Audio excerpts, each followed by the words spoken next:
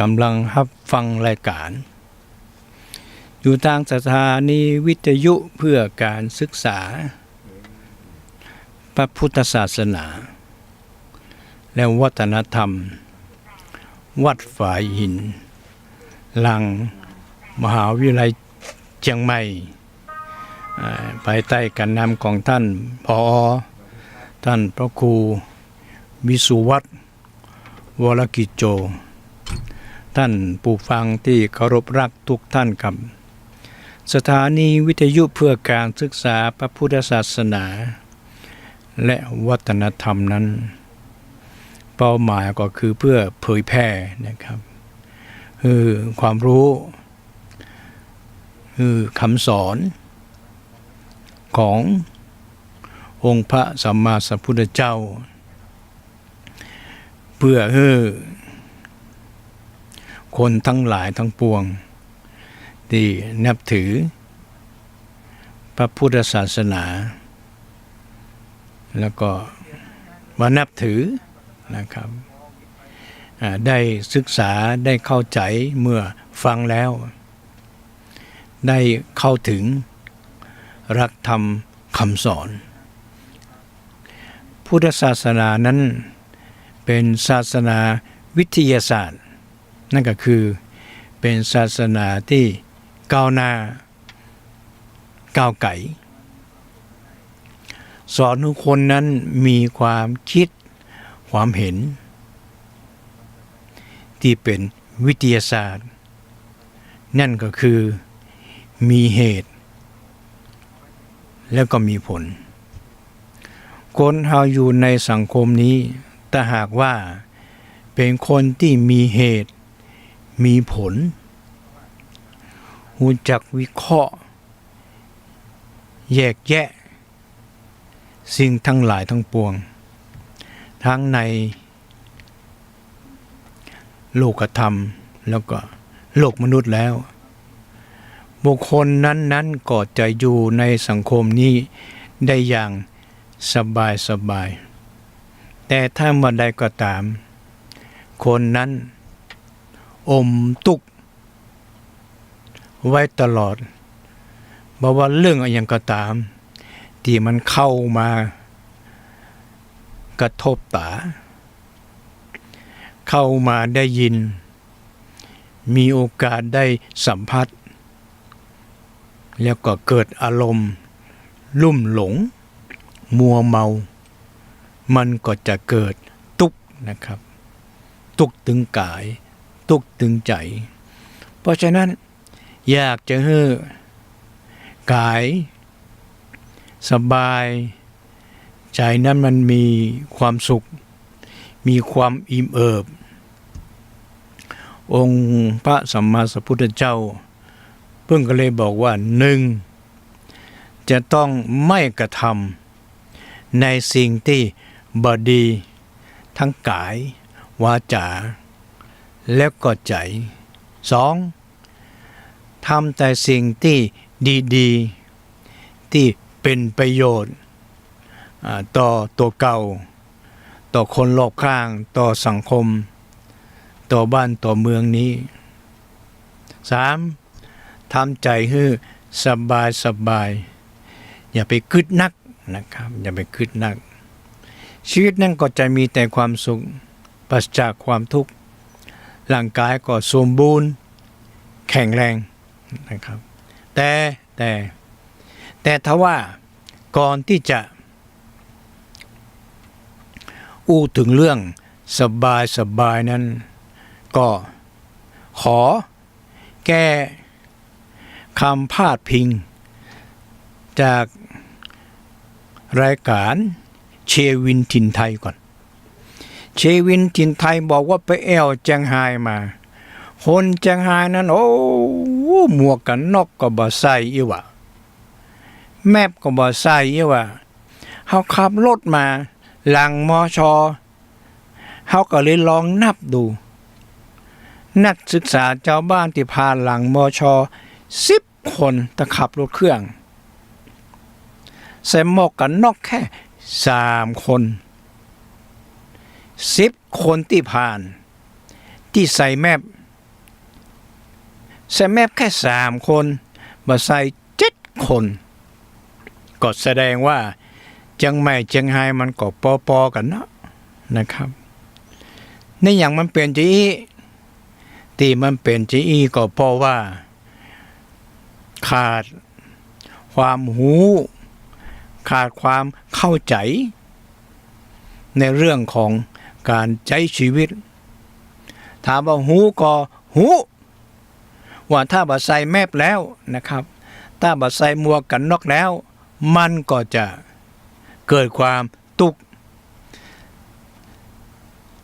2 วันก่อนตังอีสานพุ่นละอ่อนแม่หญิงอายุ16 ปีละอ่อนประจายอายุ20 ปีตัวแม่หญิงนั้นมีตองอยู่6 เดือนพากันไปเอี่ยวงานวัดปรากฏว่าขากลับนั้นไปถึงทางโค้งถ้าจะฟังนักฟังน้อยบ่ฮู้เอารถไปแหกโค้งจนต้นไม้ปรากฏว่าไอ้ตัวประจายนั้นอาการเจ็บหนักส่วนมันยิงนั้นหัวฟาดลงถนนตายในที่เหตุรถปิกอัพขับโตยมาย่ำเบรกจนพอรถพลิกคว่ำไปข้างต่างปุ๊โอ้ถ้ามันเหมือนย่ำเบรกสติมันบ่ดีมันจะทับไปจนแล้วหมดนะอันนี้เกิดจากหยังเกิดจากการประมาทนะครับประมาทในเรื่องของการใช้ชีวิตในเรื่องของการขับรถก็เหมือนผู้กองอำนวยได้ตักเตือนไปตะกี้นะเนาะปรากฏว่าละอ่อน2 คนนี้บ่ใส่หมวกกันน็อกตึงกู้นะครับอาจจะคิดว่าโอ้ไปเอี่ยวเมื่อคืนแล้วรถมันถ้าจะบ่นักอีนั่นในเพิ่นฮ้องว่ารู้อยู่นะครับรู้อยู่แต่ก็ยังประมาทปล่อยปะปล่อยใจปล่อยตัวสุดท้ายก็คือเกิดตุกตายแล้วเสียจางแต่ทำศพก็มีครอบครัวก็ตุก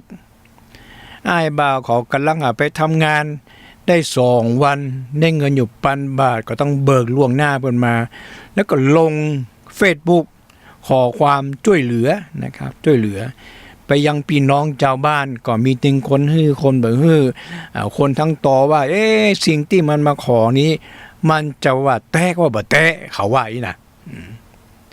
สุดท้ายนักข่าวก็เลยไปติดตามดูปรากฏว่าเป็นเรื่องจริงนะครับพ่อแม่ก็ตุกมีลูกสาวก็นึกว่าจะได้เปิ่งปลาสุดท้ายก็มาเสียชีวิตตั้งแต่เป็นละอ่อนน้อยแล้วบอกพอลูกในท้องก็ต้องตายไปตัวนะครับจะเอาเผาด้วยกันก็บ่ดีก็ต้องพาออกเอาแม่ไปก่อนวันหลังมีสตางค์ก็ก้อยทำบุญฮื้อหลานนะครับอันนี้เกิดจากอย่างเกิดจากการปฏิบัติธรรมหรือการกระทำที่องค์พระสัมมาสัมพุทธเจ้าเพิ่นได้สั่งได้สอนฮื้อไว้ว่าจะไปทำในสิ่งที่มันบ่ดีถึงกายถึงใจนั่นก็คือกายก็คือมันในอารมณ์นะครับมันในกายนี่แข็งแรงขับรถบิดแต่บิดว่าจนพอไปแหกโค้งจนต้นไม้ผลดูในทีวีแล้วถนนมันก็จัดกว้างนะมันก็ยังไปแหกโค้งอยู่แสดงว่ามันถ้าจะเบิ้ลเต็มเตี้ยนะครับอันนี้คือเปิ้นฮ้องว่าทำแล้วก็ปฏิบัติในสิ่งที่มันบ่ดีที่บ่สมควรถ้าหากว่าเขานั้นเข้าใจนะครับเข้าใจฟังตุเจ้าตุนายเปิ้นเล่าหูฟังเปิ้นสั่งเปิ้นสอนพ่อแม่จะออกบ้านเปิ้นจึงบอกเราว่าลูกเฮ้ยจะไปไหนก็ฮื้อระวังเด้อนะจะปล่อยไปปะละเลยแม้แต่พ่อผมนะครับพ่อผมสอนว่าไอ้เวลาเฮาออกไปบ้านเฮาไปไหนก็ไปได้นะแต่อีพ่อขออย่างเดียวนะห้ามอย่างพ่อห้ามเอาสิ่งบ่ดีเข้ามาในบ้านเพิ่นสั่งสอนตัวเอี้ยนะครับเวลาผมไปเอาไปที่ไหนมันจะมีอย่างจะเงี้ยอย่างผมก็จะห้ามเปื้อนห้ามฝูงอย่างต้องห้ามกลัวนะครับกลัวมันเกิดปัญหาขึ้นมา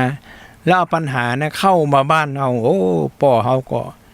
ถึงวันนี้ก็แยกการก็ตุกการแล้วมาตุกใจย้อนเฮาแหมเพราะนั้นเปิ้นก็สอนสั้นๆมันก็ดีไปอย่างหนึ่งนะครับเพราะฉะนั้นการจะแยกอย่างก็ตามขอให้มีสติบ่พอให้มีสติสัมปชัญญะแล้วชีวิตนั้นก็จะมีความสุขแบบสบายมีแหมตัวอย่างหนึ่งโอ้อันนี้เป็นข่าวเกิดที่เชียงใหม่ถ้าจะการเมืองใหม่หมูโด่งดังไปทั่วประเทศที่มันโด่งดังนั้นก็เพราะว่ามันมีป้อจายเขาว่านี่นะป้อจายนะมาขู่เอาเมียเปิ้นนั่งรถหนีไปเหียคนล่างข้างพนอุตสาห์จ้วยกันบุ๊บผัวมันตึงบุ๊บเพราะผัวมันหูแล้วอะช่วงหลังเนี่ยเมียมันเล่นเฟซบุ๊กบ่อยไล่ไปไล่มาสืบไปสืบมาเป็นว่ามันบ่ใจขู่ขึ้นรถมันดึงขึ้นรถนั่งตัวไอ้ไม่ยิงนี่ก็กึดหอดกึดเนาะกูจะไปดีก็ไปบ่ดีไอ้นี่หน้าตามันดีแต่มันเป็นหนุ่มแต่มันกำลังทำมาหากินอยู่แต่ปรากฏแล้วผัวกูมันก็เด่นมันก็ทำมาค้าขายบ้านก็อยู่รถก็มีครับลูกเต้าก็มีแล้วอาชีพก็มีแล้วมันบ่มีอาชีพอย่างพี่น้องที่มันจะดีแล้วก็สบายเต้าอาชีพค้าขายนักข่าวเปิ้นก็เลยไปถามฝ่ายพ่อจายว่าอ้ายเป็นจะได้พ่องเมียอ้ายที่เขาว่าพ่อจายนั้นมันขู่ไปนี่แต่กะไอ้ปัวพ่อจายไอ้สามีก็บอกว่าบ่ใช่ครับมันไปด้วยกันว่าอีน่ะผมเห็น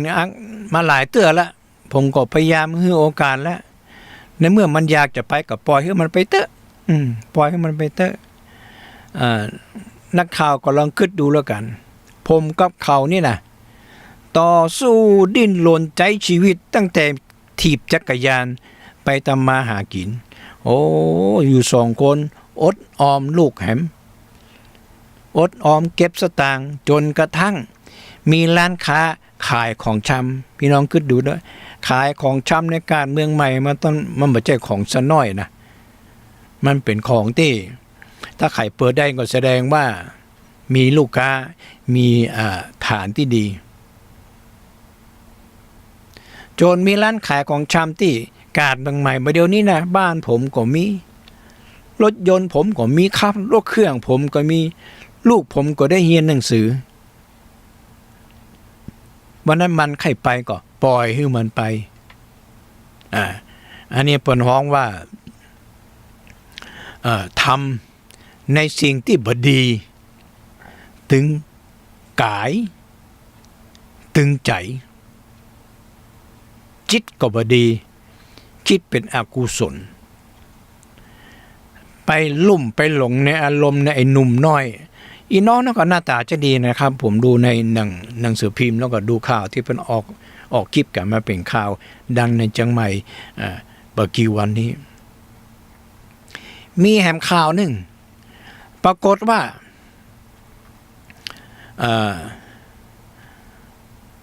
เกิดที่ทางปักใต้พวกครับบังยิงบังบ้านหันหลังจนกันสาเหตุเพราะอย่างสาเหตุเพราะว่าบังแหมคนนั้นชอบว่ากล่าวตักเตือนลูกบ่าวคนข้างบ้านว่าบ้านเฮาก็อยู่ไกลเปิ้นแต่ไปปากันมามั่วสุมมากินเหล้ากันเดียวมันจะเป็นที่ผิดสังเกตมันก็จะเป็นจุดจูงใจนะคือคนภายนอกเข้ามามั่วสุมกันแล้วตำรวจก็จะเข้ามาเฮาก็จะอยู่บ่เป็นสุขแทนที่บางอยู่บ้านตรงข้ามนั้นมันจะดีใจเพื่อนบ้านช่วยกันดูแลปรากฏว่ามันก็มาตัวลูกมันจวนกับเพื่อนลูกมันมาต่อว่าบางนี่ว่าอย่างต้องไปว่าลูกมันพอหันปุ๊บลูกมันจีน่ะไอ้ดวงน่ะอายุ60นะท่านผู้ฟัง เอาปืนยิงใส่ไอ้บางนั้นที่มาสอนลูกมันนะจนพออาการบาดเจ็บสาหัสไม่เดี๋ยวนี้ตึงพ่อตึงลูกหนีเป็นหัวซุกหัวซุนอันนี้เกิดจากอย่างเกิดจากการขาดสติเกิดจากขาดปัญญาปัญญาในที่นี้หมายถึงปัญญาที่รู้เท่าทันในอารมณ์โมโหในอารมณ์โกรธแล้วก็ในอารมณ์หลงว่าเฮาก็มันก็ปอกันเรื่องอย่างมันต้องมาตำหนิลูกเฮาตัวแล้วก็ลูกมันจะได้น้อยท่านผู้ฟังอายุ30ปลายแล้วยังบ่ฮู้จักทำมาหากินเตื้อนะครับสุดท้ายเป็นยาได้ป้องครอบครัวเกิดความแตกแยกหนีว่าเดี๋ยวนี้มันจะติดคอกตึงพ่อตึงลูกอันนี้เกิดจากหยังเกิดจากข้อที่หนึ่งที่องค์พระสัมมาสัมพุทธเจ้าเพิ่นสอนนั่นนะห้ามทำในสิ่งที่มันบ่ดีทั้งกายแล้วก็ใจนะครับยังว่าพอ3-4 วันที่ผ่านมามีคดีเหรอวะอันเดียวก็เกิดตั้งปักใต้พูดเหมือนกันพ่อชายคนนี้อยู่บ้านข้างอยู่บ้านใกล้เคียงกันแล้วก็แม่หญิงคนนี้ก็ซื้อเป็นห้องว่าซื้อ iPad เนาะมันเล่นได้หลายๆอย่างแล้วปรากฏว่าซื้อมาถึง 30,000 ปลายแล้วก็มันก็บ่ได้ใช้ก็เลยเฮือข้างบ้านไปผ่อนแล้วใจปรากฏว่า5-6 เดือนแล้วมันก็ผ่อนมันเอาของเปื้อนไปแล้วมันก็เอาให้ลูกมันไปเล่นเนี่ยมันมีปัญหาก็ให้ลูกมาเล่นเนี่ยมันมาทำมาหากินนะแทนที่จะทำมาหากินเอาสตางค์มาใจหนี้เพิ่นมันก็มาเอาใจหนี้เพิ่นพอเมินแล้วไม่ยิงอีน้องนี่ก็เลยไปทวงไปปาลูกเล่นอยู่ก็เลยเอา iPad นั้นคืนมาแล้วอ่อนมันก็ให้มันจะหูเรื่องมันก็ให้เนาะจนพ่อมันนะไอ้บังนี่ปิกมาบ้านถามลูกมันให้อย่างลูกมันบอกว่าอีน้านั่นน่ะมาเอา iPad คืนไปแล้วไอ้นี่ก็โมโหว่าไม่ยิงคนนี้นี่อย่างต้องไปเอา iPad มาขอคืน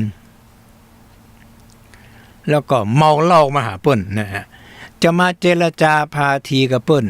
น่าจะอ่อนน้อมถ่อมตนขอความเมตตากรุณา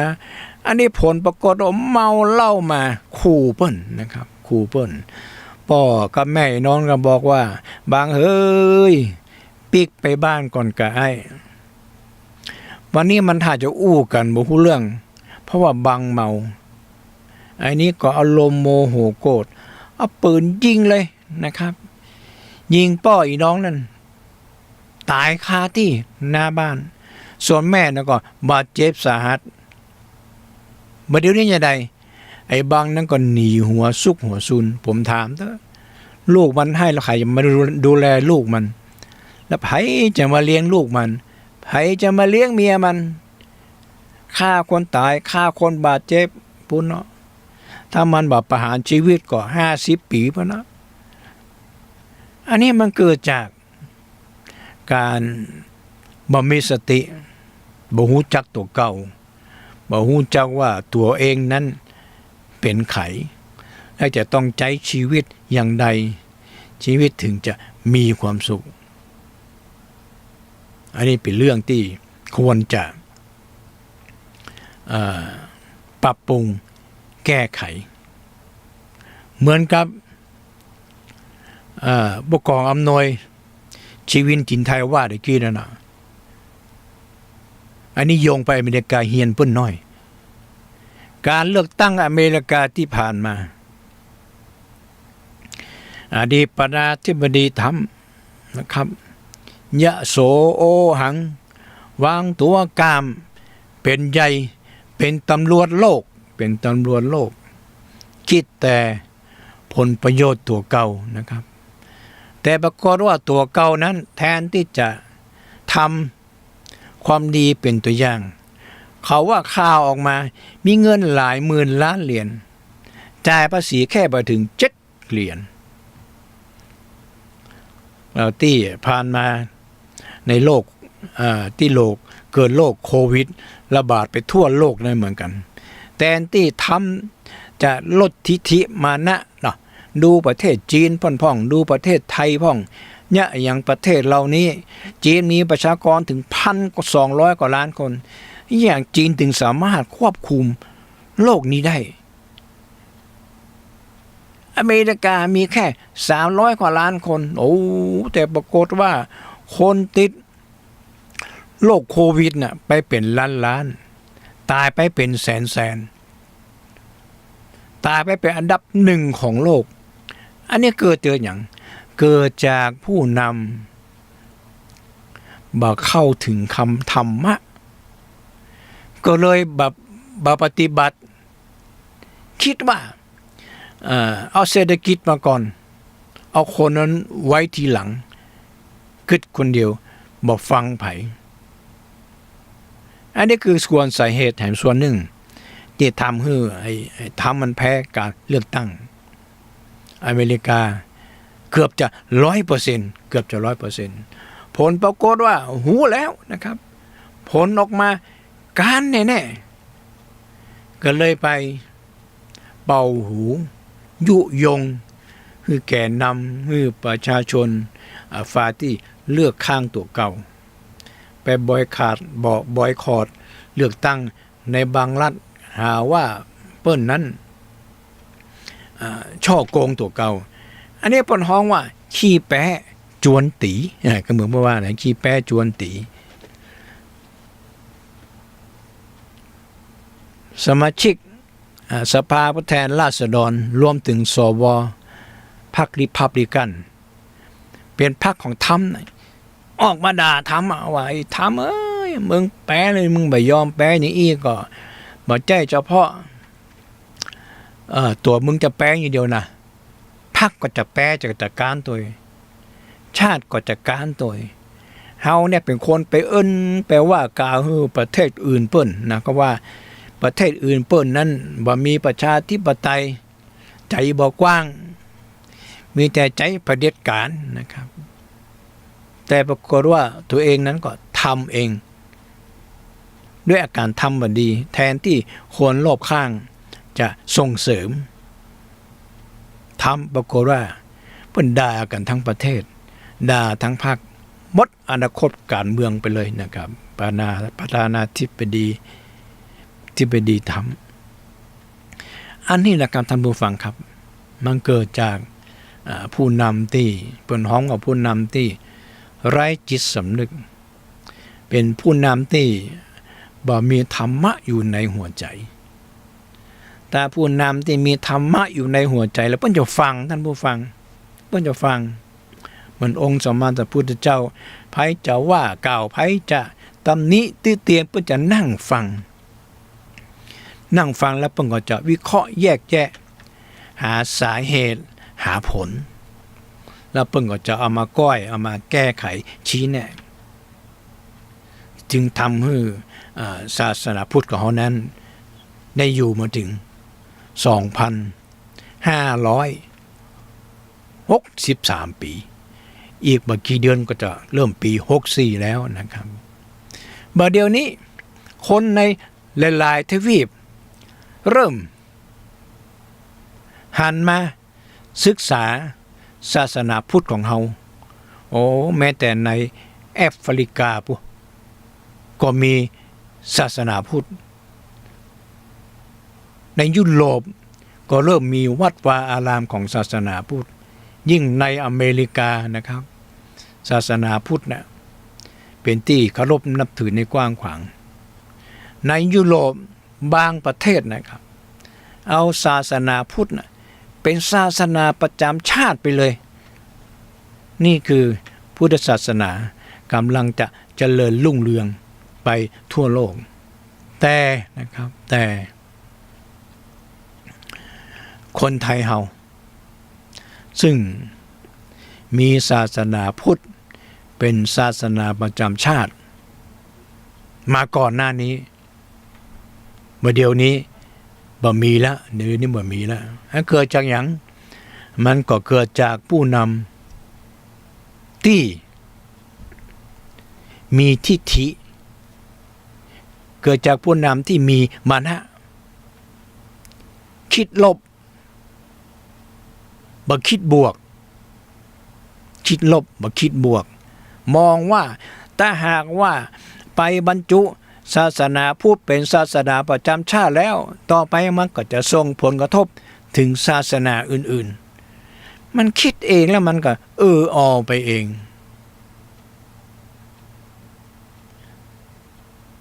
เพราะฉะนั้นเราคนไทยที่นับถือศาสนาพุทธทั้งหลายที่อยู่ในประเทศนี้เราต้องช่วยกันวิธีที่ช่วยให้ศาสนาพุทธเป็นศาสนาประจำชาติในอนาคตนั้นมีวิธีเดียวกับท่านผู้ฟัง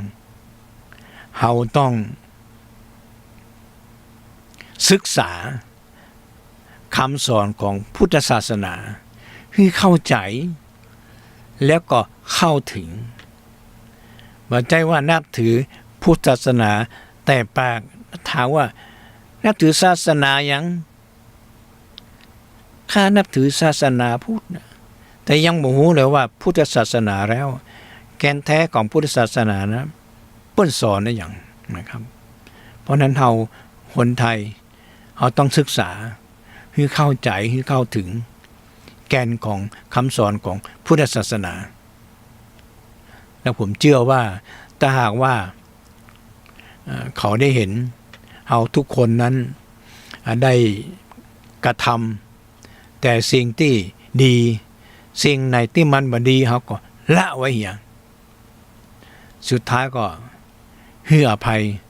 ทำใจให้มันสบายผมเชื่อว่าประเทศเราเนี่ยนะครับไปได้ดีแน่นอน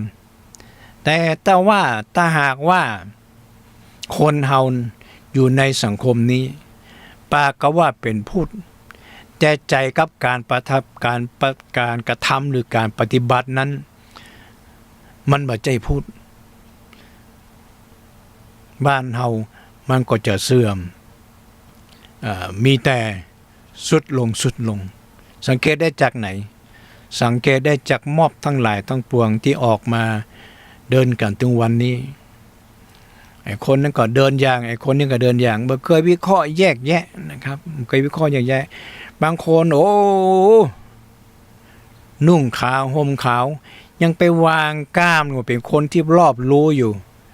คือพระสงฆ์ที่อยู่ในโอวาทเป็นลูกศิษย์เก่ามาไหว้ตัวเก่าอยู่ไอ้คนนี้แหละไอ้ม็อบหมู่นี้แหละมันเป็นม็อบที่ทำลายศาสนาเฮาเพราะฉะนั้นจริงดีแล้วเฮาถ้าหากว่าฮักประเทศอยากให้ประเทศนั้นมีความสงบสุขก็ต้องเอาแนวทางคำสอนของพุทธศาสนาเปลี่ยนแนวทางในการปฏิบัติสิ่งไหนที่มันบดีที่เขามาจวนบางคนนะท่านผู้ฟังไปดูรูปแล้วกันดูคลิปแล้วกันเอาเงินแจกกันทนโทษนะครับเงินแจกกันทนโทษเห็นอยู่หูอยู่ว่ามันสิ่งบดีแต่ว่าเขาเอาสตางค์ก็ไปแล้วก็ฝืนทั้งที่หูว่ามันบ่ดีแล้วเงินที่ได้มาน่ะมันจะมีความสุขอย่างใดได้มาแล้วก็แทนที่ทางมันเป็นเงินที่ดีนะมันก็จะเก็บสะสมไว้อันนี้ได้มามันก็ใจผิดประเภทผมไปเห็นนี่ในคลิปนี่นะได้มาตามมาก็ซื้อเบียร์มานั่งกินกันเนี่ยมันก็ก่อให้เกิดประโยชน์มานั่งทกเถียงกันว่าโอ้เฮาไปเพราะว่าเขาจ้างเฮาอีน่ะไปแล้วมันก็บ่มีประโยชน์บ่เกิดประโยชน์แก่ตัวเก่าเพราะนั้นวิธีที่ดีที่สุดสิ่งไหนที่มันบ่ดีก็บ่ควรจะทำแล้วก็บ่ควรจะไปต้องเตือนสติอยู่อย่างสม่ำเสมอว่าเราจะต้องทำดีนั่นคือปฏิบัติตัวปฏิบัติกายปฏิบัติใจให้เป็นตัวอย่างแก่ลูกแก่หลานแก่คนรอบข้างแล้วก็สังคมเปิ้นก็จะยอมรับเคารพนับถือ แล้วก็จะยกย่องแต่ถ้ามาใดก็ตามปากเฮาอย่างใจเฮาอย่างลูกเต้าหลานเหลนเขาก็ติ้งเบาฟังนะครับบางคนไปวัดมาแล้วกลับมาบ้านก็น่าที่จะเอามาวิเคราะห์แยกแยะเอามาลองปฏิบัติดูที่บ้านโอ้ปกฏว่าเป๊กมาบ้านแล้วยิ่งกว่าเก่าแฮมหันยังก็ขวางหูขวางตานะครับเห็นลูกเห็นหลานก็มันขวางหูขวางตาไปหมดแสดงว่าไปก็สักแต่ว่าไปแล้วบ่ได้นั่งฟังไปวัดก็ต้องนั่งฟังแล้วบ่เข้าใจนะครับก็ถามพระเจ้าตัวนายเปิ้นว่าติท่านพระครูท่านอาจารย์ได้เทศน์ตะกี้นะหลังจากมาแล้วนะมันหมายความว่าอย่างใดข้าเจ้าก็ว่าข้าเจ้านี่นะปฏิบัติมาตลอดนะแล้วข้าเจ้ามันยังมามีความสุขความเจริญเหมือนเปิ้นเขาต้องดูนะครับแล้วก็วิเคราะห์แยกแยะแล้วก็ถามเปิ้นก็จะบอกเขาว่าอ๋อสาเหตุมันเกิดจากโยมน่ะเป็นคนที่สตินั้นบ่ค่อยที่จะเจริญแข็งแรงโยมนั้นปล่อยให้อารมณ์ความอยากเกิดจากกิเลสทำให้อารมณ์ของโยมนั้นโมโหง่ายเพราะอารมณ์เป็นคนที่โมโหง่ายแล้วใครก็บ่อยากจะเข้าใกล้ถ้าเป็นเมียผัวก็บ่อยากจะเข้าใกล้มาได้ก็พิษกันผัวมาได้เป็นคนที่อารมณ์ร้อนเมียก็บ่อยากจะเข้าใกล้ลูกก็บ่อยากจะเข้าใกล้ลูกมันก็จะเตลิดเปิดเปิงไปคบเปื้อนมันก็จะไปฟังเปื้อนผมถามด้วยว่าปัญหาเรานี้ที่มันเกิดขึ้นนะมันเกิดจากตัวเฮาก็ว่าเกิดจากลูกแต่ถ้าสังคมไปนอกเขาจะมองโอ้มันเป็นตาโป้แต่แม่มันนั่นนะทำบัดนี้เป็นตัวอย่างแก่ลูกว่าถึงเป็นจะอีผมก็จะมองอย่างนั้นสังคมจะมองดีนี่บ่ค่อยมีเพราะฉะนั้นเขาต้องทำดีเป็นตัวอย่างเหมือนที่ผมเล่าฟังมาเมื่อกี้ไอ้หนุ่มที่เขามาเอาเมียมันไปน่ะแทนที่มันจะโมโหนะครับเหมือนข่าวบางข่าวถึงกับเอาปืนไล่ฟันไล่ฆ่ากันฆ่าเมียแบบฆ่าป่อเมียปี่เมียอ้ายเมียน้องเมียมันติดคุกจนปอมได้ภูมิได้เกิดเนี่ยมันประหารชีวิตมันก็บอกว่าปล่อยมันไปเถอะแต่มันคิดว่ามันดีนะผมมันเดือดร้อนอันนี้แสดงว่าเขาเนี่ยเป็นคนที่คิดดีแล้วก็ปฏิบัติดีทำมาหากินค้าขายเลี้ยงลูกไปลูกมันก็จะเห็นว่าอ๋อแม่มันหนีไปแล้วนะอีป้ออยู่ทุกวันอีป้อก็ขยันทำมาหากินเก็บสตางค์ส่งเขาเรียนหนังสือนะครับเฮาใครเรียนยังก็ได้เรียนเฮาใครกินยังก็ได้กินลูกมันก็จะเห็นตัวอย่างที่ดีมันก็จะเกิดเพราะนั้นสิ่งไหนที่มันบ่ดีมันบ่ควรผมเชื่อเลยว่าลูกมันจึงบ่ทำเพราะว่าตัวอย่างที่พ่อทำให้ดูนั่นนะแล้วตัวอย่างที่แม่หนีไปนั่นนะมันจะเป็นภูมิคุ้มกันให้ละอ่อนเขานะคิดแต่สิ่งที่ดีๆสิ่งที่บ่ดีเขาก็จะบ่คิดแต่ถ้าพ่อกับแม่ทะเลาะบ่แว้งตบตีกันนะหลอนมันก็จะมองโอ้พ่อก็ใจร้อนแม่ก็ใจร้อนเขาก็จะบ่เข้าใกล้เขาจะคบเปื้อนคบฝูงนี่ก็ขอยกย่องนะครับไอ้นู่นนะผมว่าฟังเสียงแล้วน่าจะเป็นหนุ่มไตนะเป็นหนุ่มไตที่ปล่อยให้เมียไปเหี่ยไอ้เรื่องเนี้ยมันถึงบ่เข้านะครับมันถึงบ่เข้ามันเห็นบ่เข้าใจกันบ่เข้าใจปล่อยให้กิเลสตัณหามันเข้าครอบงำแทนที่จะมีความสุขก็เลยตุกซ้ำไปแหมติ๊กอันนี้เกิดจากการขาดสติเพราะนั้นก็ต้องทำแต่สิ่งที่ดีๆที่เป็นประโยชน์แก่ตัวเก่าถ้าตัวเฮาหูจักตัวเฮาแล้วคนสังคมรอบข้างเขาถึงมองดี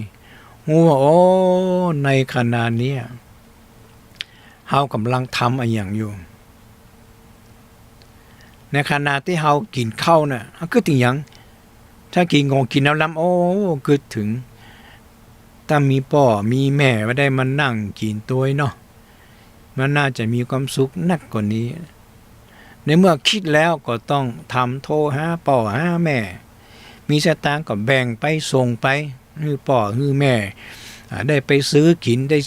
แบ่งตังค์ให้พ่อแม่จะได้ซื้อกินกับข้าวดีล้ำพ่องก็จะได้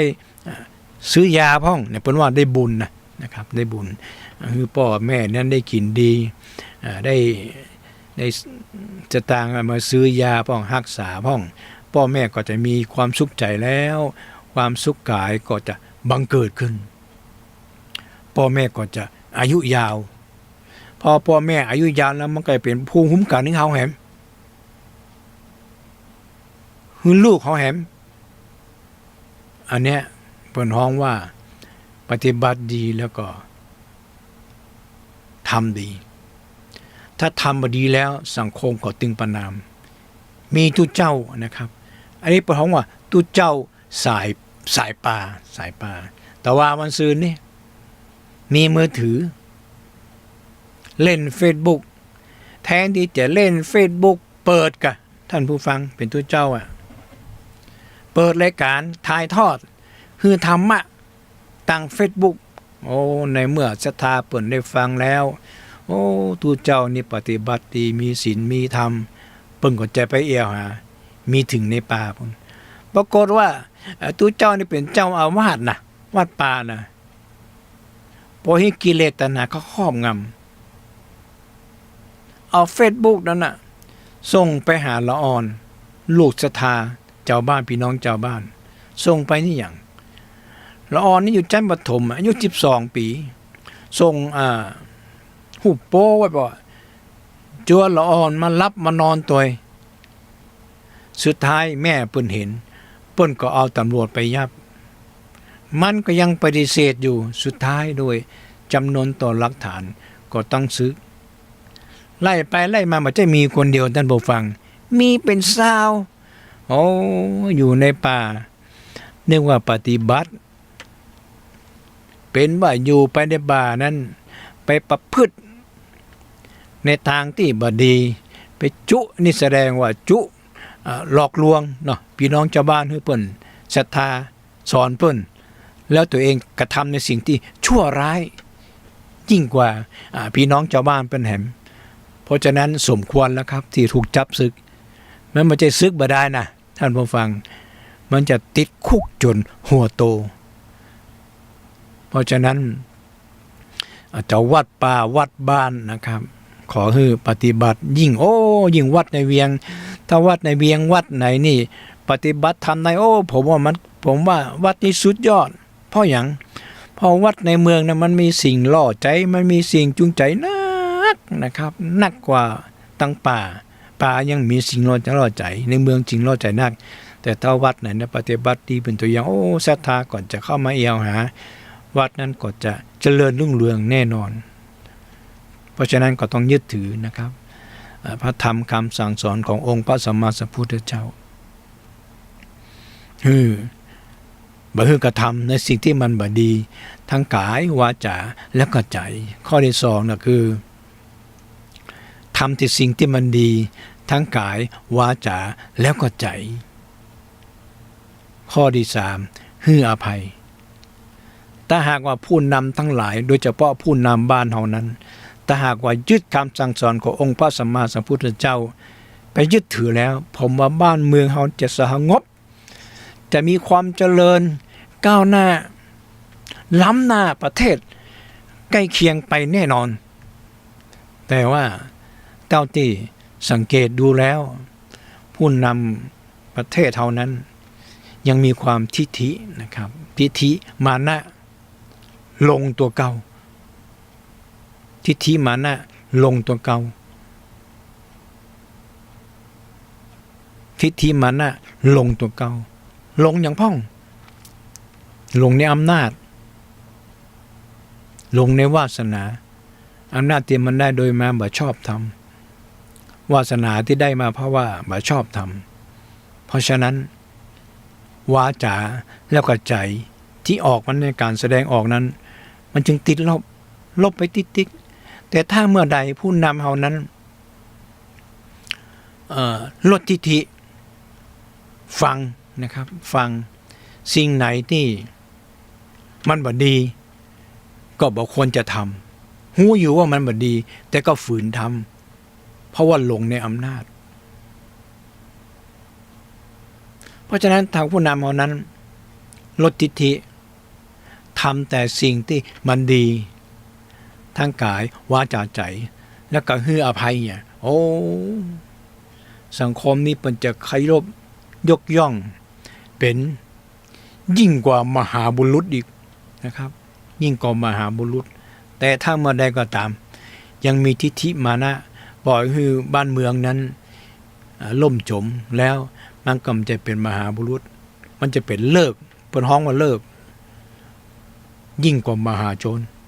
เพราะฉะนั้นก็ขอฝากนะครับที่ผมนี่บ่ได้ประชดประชันแต่ยกตัวอย่างยกมือคือฟังว่าถ้าหากว่าใครก็ตามยึดถือพระธรรมคำสั่งสอนองค์พระสัมมาสัมพุทธเจ้าคำสอนของเปิ้ลน่ะที่มันอยู่ได้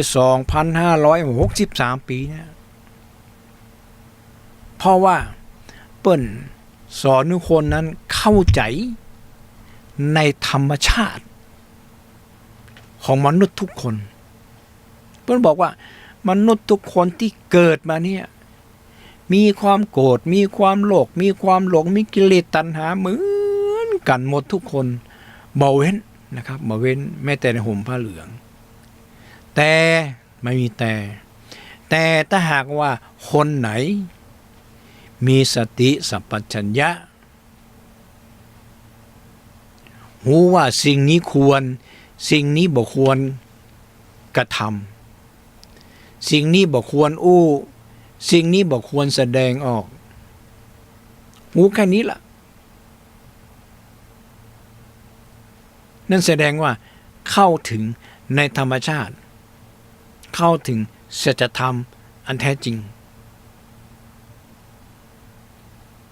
ดังเรื่องของอริยสัจสี่ศึกษาเข้าใจรู้ว่าสาเหตุที่มันเป็นอย่างเอี้ยเพราะอย่างต้องเข้าถึงต้องรู้เพราะอย่างในเมื่อรู้แล้วก็ต้องแก้ที่เหตุแต่บัดใจรู้แล้วลงตัวเก้าพยายามจะเอาชนะค้าคานไปแก้ที่เหตุไปแก้ปลายเหตุมันก็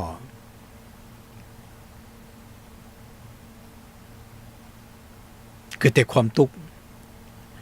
นั่นบ่งบอกคือรู้ว่ายังบ่เข้าใจในธรรมชาติยังบ่พบสัจธรรม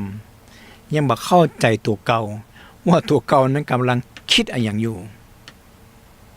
วันนี้นะครับวันนี้ผมมีโอกาสได้ไปออกกำลังกายนะครับออกรอบตีกอล์ฟที่สนามกอล์ฟห่างดงกอล์ฟขับเป็นวันที่ผมออกรอบมีความสุขขนาดไม่มีความทุกข์เลยถึงแม้ว่าจะตีดีก็ว่าตีไปดีตีไปก็อู้กันไปก็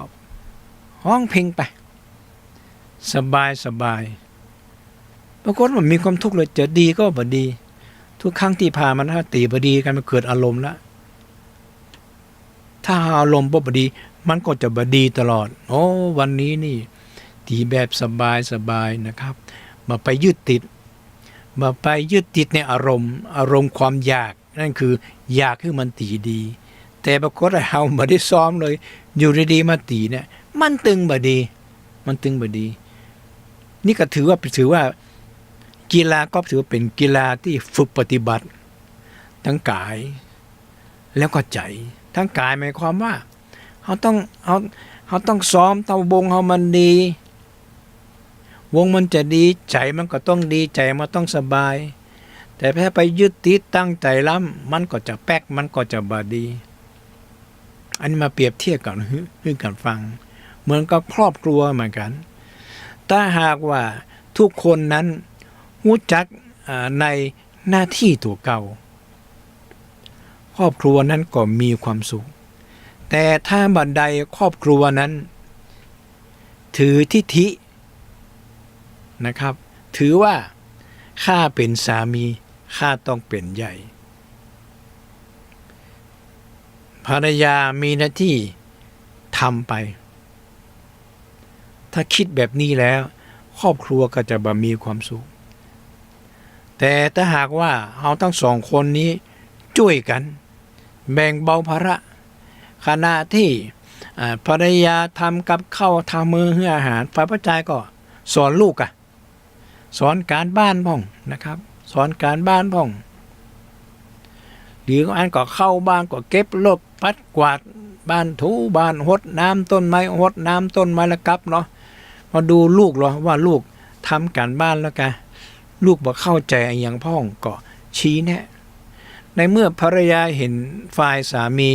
ได้ช่วยกันแบ่งเบาภาระพอถึงเวลาก็จะได้กินข้าวพร้อมกันภรรยาก็ทำกับข้าวเสร็จ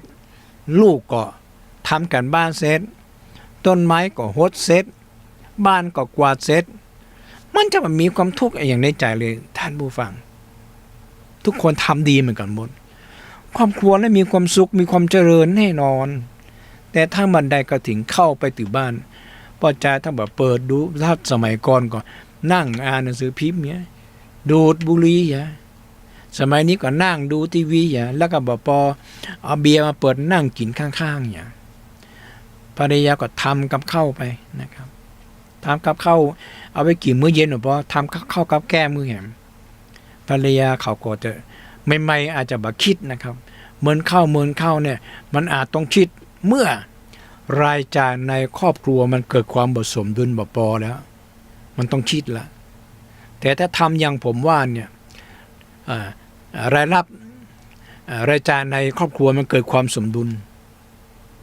ทุกคนก็จะมองแต่สิ่งที่ดีๆของแต่ละคนลูกก็จะมองลูกก็จะมองเห็นแม่นี่มีความขยันขันแข็งไปทำงานปิกมาแล้วก็ทำกับข้าว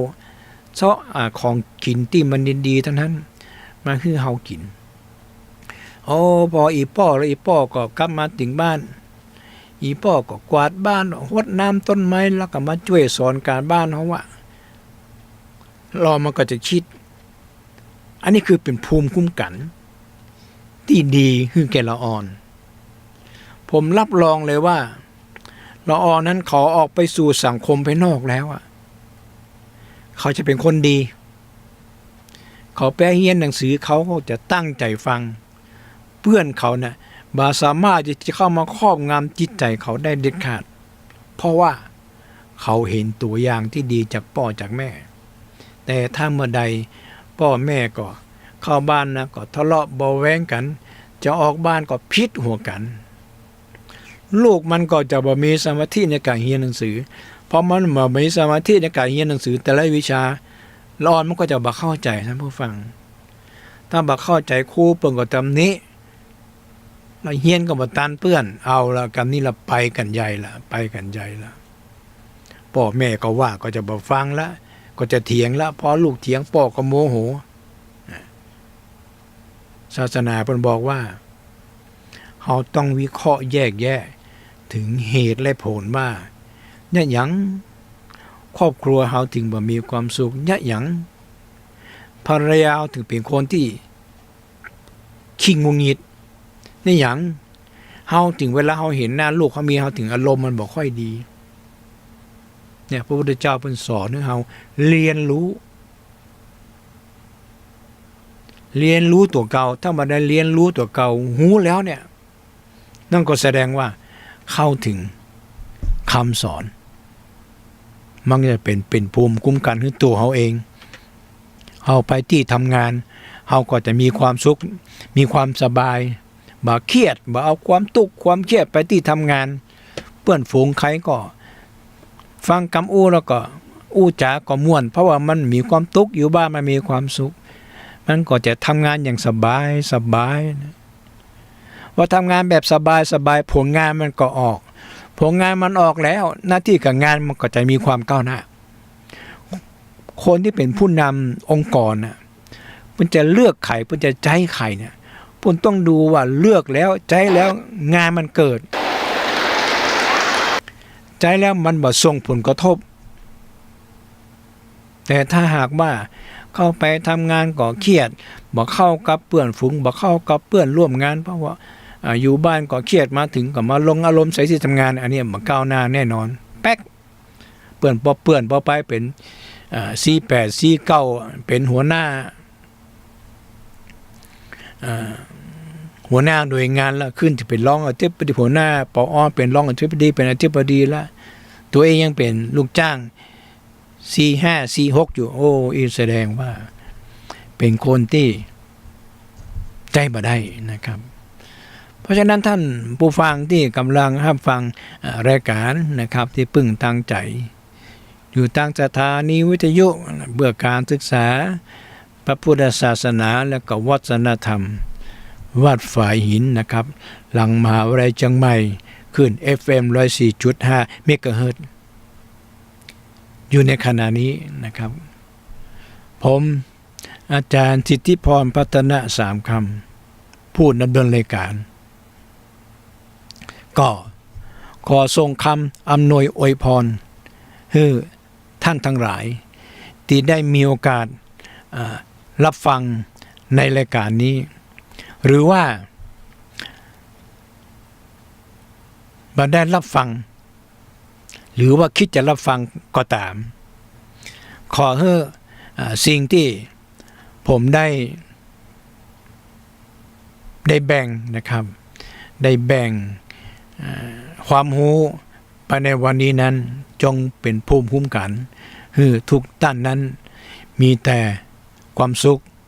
มีแต่ความเจริญจะคิดสิ่งใดก็ขอให้สมดังความมุ่งมั่นปรารถนาขอคืนเวลานี้ให้แก่สถานี